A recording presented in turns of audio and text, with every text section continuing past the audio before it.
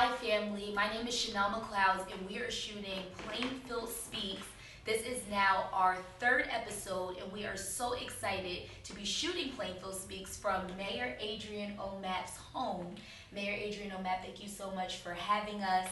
The goal of Plainfield Speaks, in case you're just catching up, is to make sure that we are involving the community as active participants in the decision making of Plainfield. And so with that, we are excited to welcome three very special guests who will be representing the senior community of Plainfield. I'd like to turn it over to Mrs. Wormley to kick us off. Okay, my name is Maisie Wormley. I've been living in Plainfield since 1950. And I've seen a lot of changes, and I'm excited about the new things that I'm about to happen now.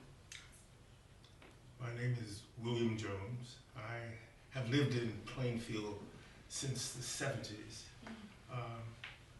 I worked at Rutgers University in New York for 33 years. I'm a retired professor who taught writing and study skills for special ed students. Good evening. I'm Aura Bailey Hill, a 73-year resident of Plainfield, former teacher at Plainfield High School, retired at this point, and have taught every grade from kindergarten through 12, and have loved living in Plainfield. And I'm Mayor Adrian O'Mapp, mayor of this great city of Plainfield, and I am so happy to have this opportunity to have this conversation with you. Awesome. And so, Mayor Mapp, you know I like to jump right into the nitty-gritty conversation. So with that, I want to ask you all, tell us what the top two concerns are coming from the senior community here in Plainfield. I believe housing for middle-income residents is a major concern. We have lots of housing for low income, and you, of course, have housing for those who are very wealthy, but middle-income citizens have a problem in terms of finding adequate housing. That and the 55 and older group. There were concerns about people who want to downsize, who don't want to live in senior apartments. They want to senior housing. They want to live in something a bit more independent. So 55 and older. Yeah. I hadn't thought about housing, but one of the things that was on my mind was that somehow we should pay attention to property taxes Yes. for all the citizens. Yeah. Yes. I think it has to be a concern in a place like Plainfield. Yes, absolutely. And I think those are all very good and valid concerns, and those concerns of yours are my concerns as well. I think it is extremely important that as we grow, as we develop as a city, that we provide resources to every income group that is here in the city. And so housing is extremely important. So as we speak to developers, as we continue to develop our city, we are going to be speaking to developers about doing exactly what you're talking about, making housing that is affordable to every income level. We currently have 90 units of affordable housing that's being built on South 2nd Street in our 4th Ward. We have market rate housing that's being built and is being built as we speak, which is aimed at making sure that we attract people to the city, but also that we retain the residents that we have here. Because as you know, gentrification is not something that we subscribe to. We want our people that are here to have a decent quality of life, and decent housing is extremely important. As to property taxes, one of the benefits that we will derive from all of these projects that you're seeing and that you will continue to see would be the ability of the city to bring in additional revenues with the goal of stabilizing property taxes. And I hope and pray that one day we could see a reduction in property taxes. So the economic development is a key part of the solution to the problem of property taxes. And Mayor Mapp, just to expand a little bit on property taxes, I imagine in order to lower property taxes, there's got to be some advocacy that may be required from residents in order to support you in your initiative to do so. What is the call on some of our residents here, other residents who may be watching, in order to support you in that pursuit? I think that's an important point, and I don't know where our guests stand on this idea that I pitched about 2 or 3 weeks ago in one of my editorials. But I firmly believe that education is the responsibility of the state and federal government. And I believe that that is an opportunity for us to see a significant reduction in property taxes, on average about $2,500.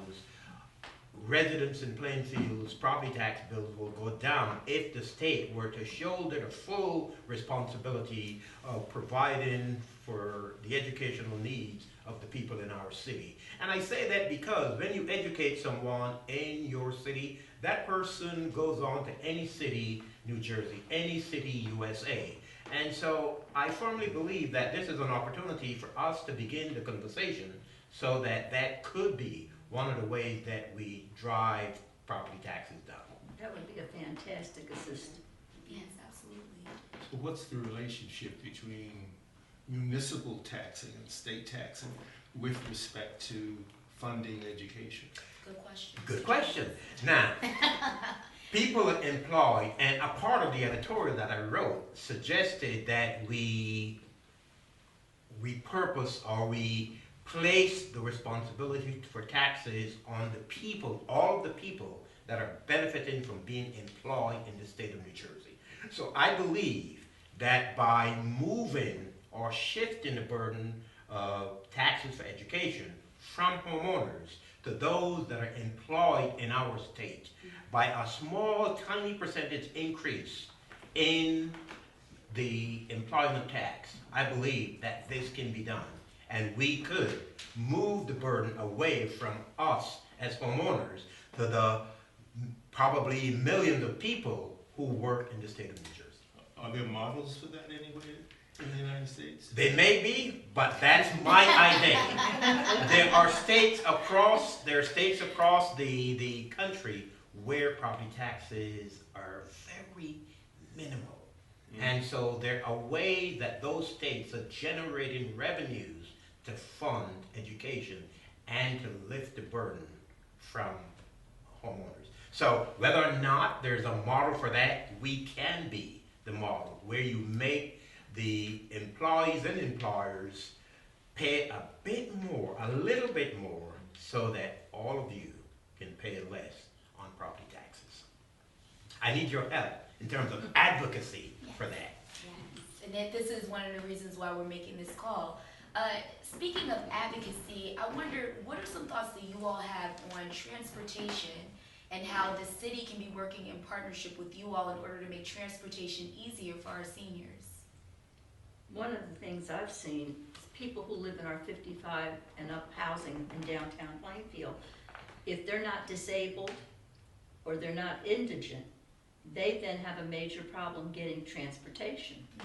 And personally, I'm still able to drive, but there are lots of people who are able to drive who don't have cars, can't afford insurance, and they then don't have any services if they're not handicapped in some way or very poor.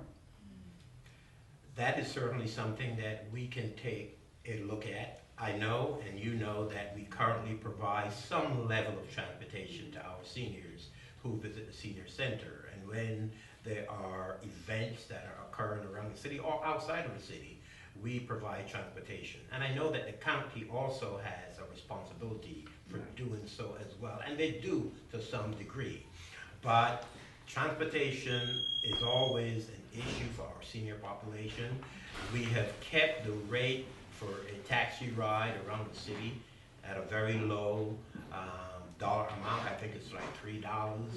And so I think that is one of the ways to help our seniors to get around by being able to call a cab.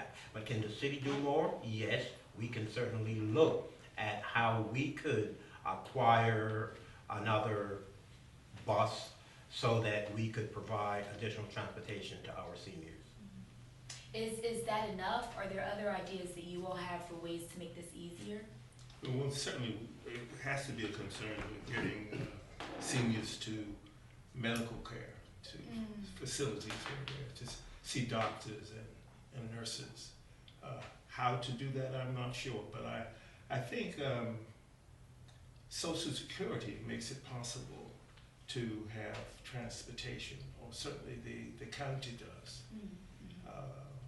I'm not sure of the precise details of that, but there is the possibility of finding transport to medical services, hospitals, and doctors' offices, if you plan enough in time. And you're correct, the county does provide some transportation.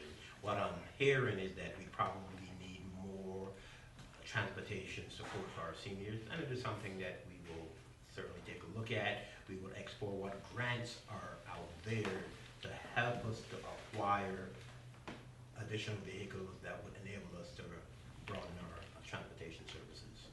From out here too, some of them really don't know how to access getting a lot of that stuff on their telephones. So probably some kind of training program to help them to know how to put all of that stuff in.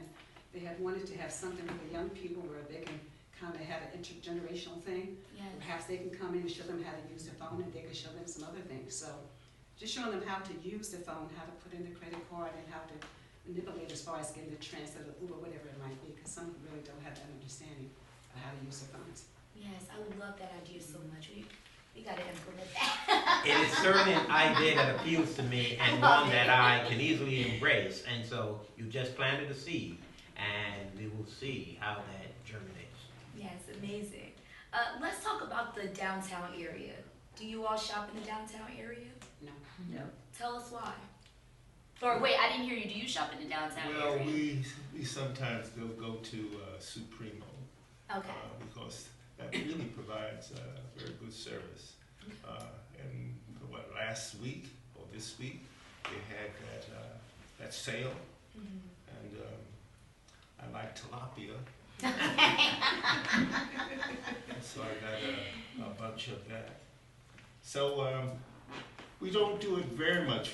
You know what we used to do? We used to go to Fig Tree a lot. And Fig Tree is now gone, and that's a kind of disappointment. Okay.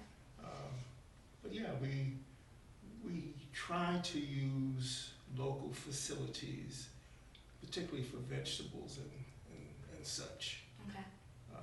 because I eat lots of vegetables, and so we do that kind of shopping. And you know, just to Aldi's, that's just down Park Avenue, it's not in Plainfield. But we had a little disappointment when Fig Tree had to leave. Yeah. And you ladies, you mentioned, Mrs. Hill and Mrs. Wormley, that you don't shop in the downtown area. Tell us more about why. I really don't see, if it's clothing, I don't shop for a lot of clothing, but when I do, there's nothing basically down there that would fit me, because most of the clothes are too small, or they're not basically what I would wear.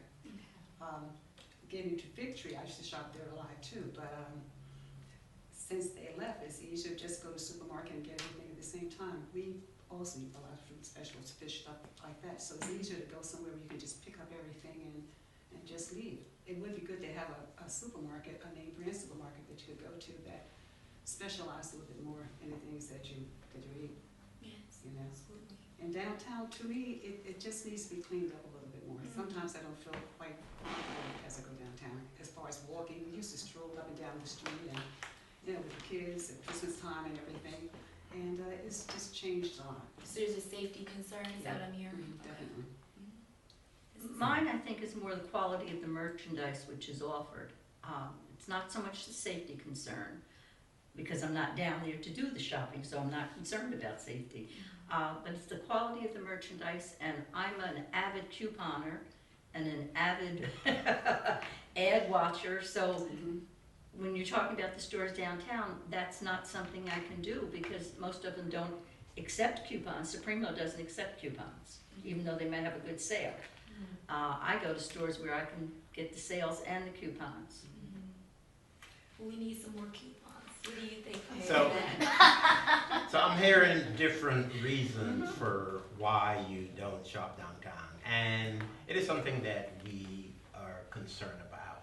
We want to create a downtown that will provide a diversity in shopping experience, and so we want to make sure that there's something there for everyone.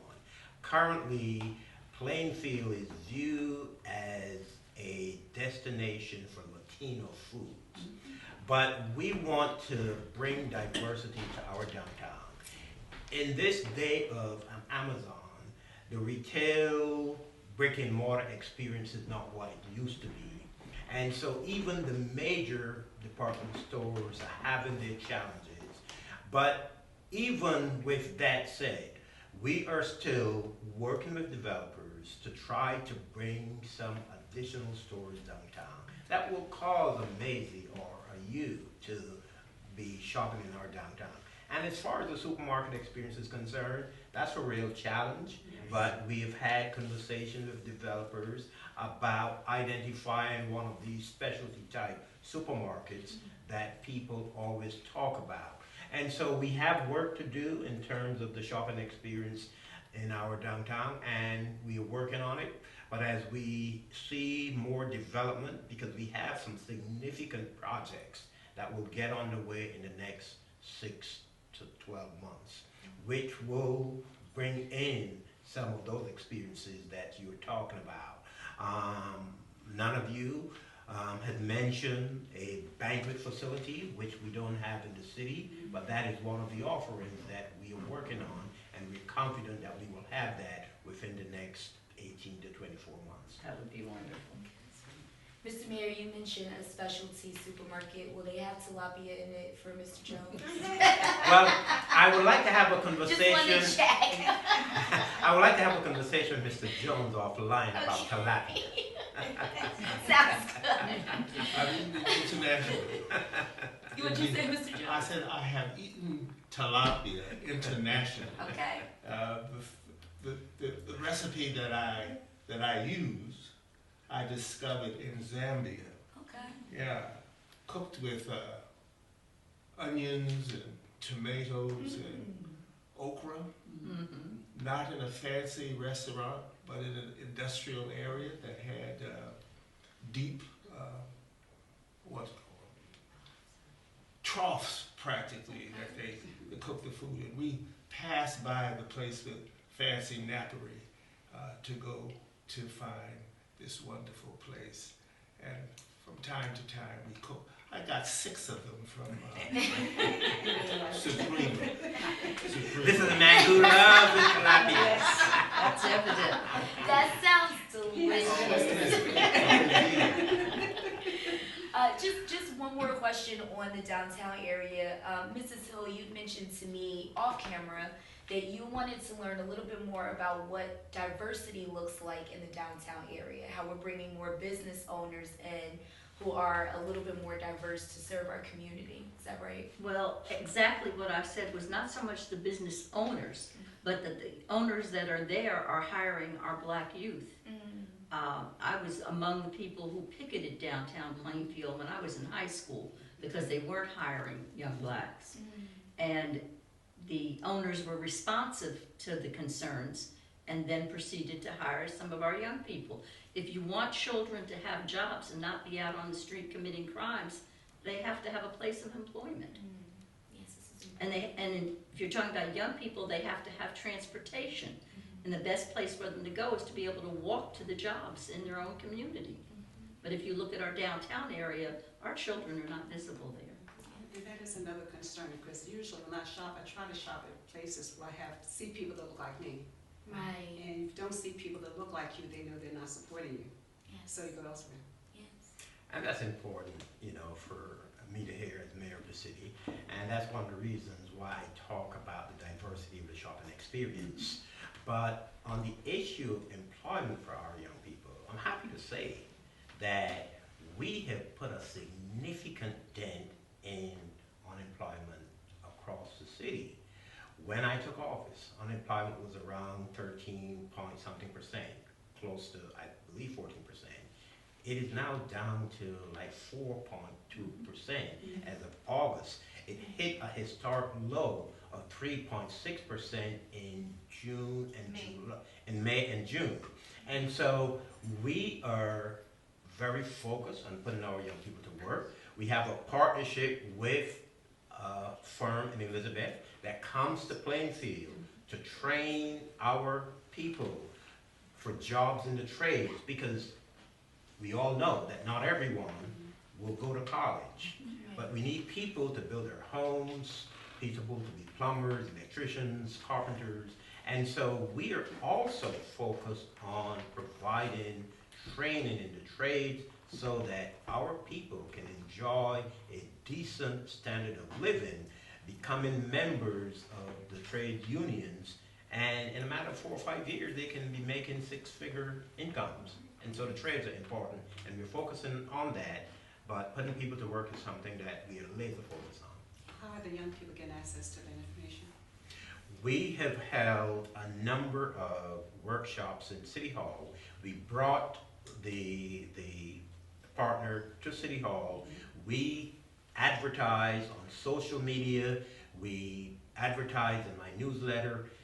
Every medium that we have, we advertise for those opportunities. And the last one that we held at City Hall, the room was packed.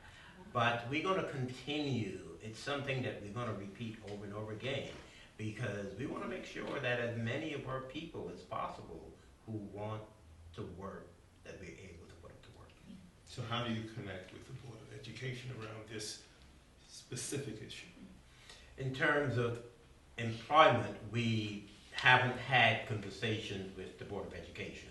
And so that is an opportunity that we could raise with the new superintendent because young people who are graduating from high school, those that don't want to go to college, could be part of this experience. But I can tell you that in offering opportunities in terms of the trade, you know, I mentioned pipe fitting and plumbing and electrical and so on, but computers, we are providing free training to youngsters, to adults, to people at every age for free. We're doing that at the library, we're doing that at Union County College, and we're doing that at a church right here on East 7th Street, where we have provided all of the equipment.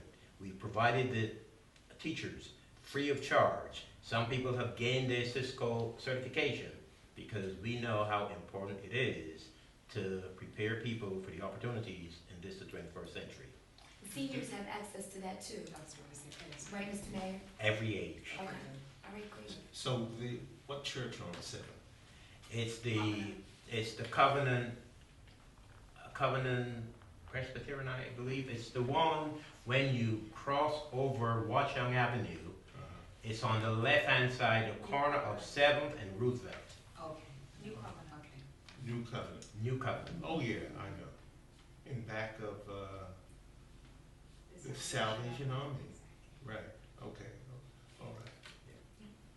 And so I know we kicked off the conversation with concerns and things that we want to change, and we've been talking about that through the show. I wondered, are there any things that are happening right now in Plainfield that you feel really good about that you want to see us keep? I went to that, they have the thing for the new, I'm trying to think what it is, for all the communities that go to my ward. And there were some things that I heard at that particular meeting at the rec site, and I heard that we're going to put a walking trail, bike trail from Greenbrook Park all the way up to Scotch Plains. Yes, that is something that had been in the work for many years. Okay. It started on the late Mayor Albert T. McWilliams, and under my leadership, we were able to complete the first phase, which started at Jefferson Avenue in the 4th Ward, and that first piece came from Jefferson to Rock Avenue. We cut the ribbon on that first phase a couple of months ago, and next spring we will be renaming that after the late Mayor Albert T. McWilliams. But you're correct, it is supposed to come right through our city. We are continuing to pursue grant funding so that we could complete the rest of that trail. And so you all might also be aware that the new master plan is under discussion, and we've had meetings so far in 2 of the wards. We've had a meeting in the 4th Ward, one in the 2nd Ward, and we'll be having 2 additional meetings in the 3rd and in the 1st Ward. And that's an opportunity for residents like you to give input in terms of what you would like to see the city look like in terms of its economic development, its infrastructure, everything that affects this city. And that's the master plan discussion that is on the way right now. One thing I've been very pleased about is the removal of the Elmwood Gardens project. And I'm eagerly awaiting the redevelopment and the breaking of ground there. And that will happen very, very soon. We have reduced the density significantly. Every apartment, every person who will reside there will be living in a townhouse with their own entrance, and it wouldn't be the maze that existed prior to it being torn down, where it was an area that all kinds of elements just were attracted to that area. And so we got rid of that, and what you will see rising from that vacant spot in the coming months would be decent quality townhouses to provide a high quality of living for the people in our city. I am hopeful that most of those units will be occupied by people that are here. And you mentioned housing for people in middle income, and I am hoping that this quality of housing would be available to some of the people that you're thinking about. And Mr. Jones. Well, I want to talk about something that's absent. Okay. I used to go to the YMCA and swim and walk on the indoor track. I used to, in fact, walk past this. I used to walk down 8th Street. I started at Madison Avenue, where I live, down Stell Avenue, down to, I guess it's Plainfield Avenue, past this house, way down past the Crescent Presbyterian Church, and then back down, I guess it's 9th to home. But I got a torn meniscus, and so I began to walk at the high school track, and then finally at the Y indoor track. And I never had to worry about a torn meniscus again. I also swam. I swam 50 miles. There was a plaque up on the wall that indicated that I was the first one to complete those 50 miles. I am an active senior. I have over 15 silver and gold medals for walking in the Senior Olympics. And so I miss my good old YMCA. Okay.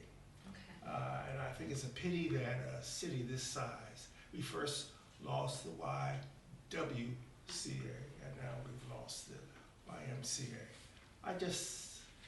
In some ways, it's almost heartbreaking that we don't have those facilities in this town, a town of this size, and of the quality of folks who use the Y. I mean, for a very long time it was used by lots and lots of people. And so we miss it. We really do. We miss it. And I hear you loud and clear. Yes. And it is unfortunate that the Y fell into the hands of a board of governors that did not take, well, I shouldn't say they did not take their responsibility seriously, but I think more could have been done in terms of the leadership. My administration on at least 2 occasions had to lobby very hard with the county to get resources from other programs to the YMCA so that they can pay their electric bill. And we did that on at least 2 occasions. I wrote a letter to the state in support of a program that the Y wanted to put in place once they got rid of their SRO program, single residency occupancy. And the goal was to replace that with independent living for foster care youth who would age out of the system and have no place to go. And my administration wrote letters of support to the state and was able to assist in getting the approvals given to the YMCA so that they could create this independent living program for the age out youth. And unfortunately, the Y, for whatever reason, couldn't deliver on that promise. And so it wasn't because of a lack of support from government officials. I would question the governance at the YMCA that caused it to go into the ground to the point where I am told that board members loaned money to the Y, and in the end, it went to auction, and it is unfortunate that we don't have the Y as you knew it. And I am hopeful that we would get back a facility that resembles in some way what you knew to be the YM and the YWCA. And I have given a directive to the Director of Economic Development to look at how we could identify a third-party partner that would work with us. The YM is now in private hands. The YW, I believe, is an opportunity. And so we are looking at how we could find a third party who would work in cooperation with the city to breathe back into the YW the kind of life from a recreation and other social services programs that once existed there. Yeah. You know, interestingly, there are programs in Maryland on a county level for seniors. Where I have friends who live there, and when I go to visit, I can go to those programs for exercise. It doesn't cost anything. It's paid out of county funds. Right. And perhaps as we are thinking in terms of banquet facilities, maybe it could be a combination banquet facility, senior center. Well, I can tell you that it is highly unlikely that a developer will be building another senior facility in the city, given that we have 400 East Front Street. No, I'm not talking about a facility to have those kinds of services. This would just be for exercise, just. Yeah, just to get And it would be seniors active. something that would be available countywide, not just Plainfield. That is an idea that we would have to explore, and I don't have the answer to that as we speak. Because there would be two different types of, our facility on Front Street is really more of a meeting place and gathering place. That I'm not talking about that type of thing. This would be strictly, you would go for your exercise Activities. programs. Yes, absolutely. Okay. And I think that's something that we'll look into. This has been a wonderful, wonderful show. We are so happy to have had Mrs. Wormley here, Mr. Jones, and Mrs. Hill join us for really what we are excited to build here, which is a partnership and a family where we grow together, we learn together. With that, family, this is the third episode of Plainfield Speaks. We are so excited to bring you more episodes, but we want to make sure that we also hear from you. So if you are interested in joining us on the show, please follow us on our Facebook page. Please find us on our City of Plainfield page, so that way we can make sure that your voice is heard in the process of making sure that Plainfield continues to be a place that we all call home. Thank you all so much for joining us, and we will see you all soon. Thank you for having us. Thank you. Thank you.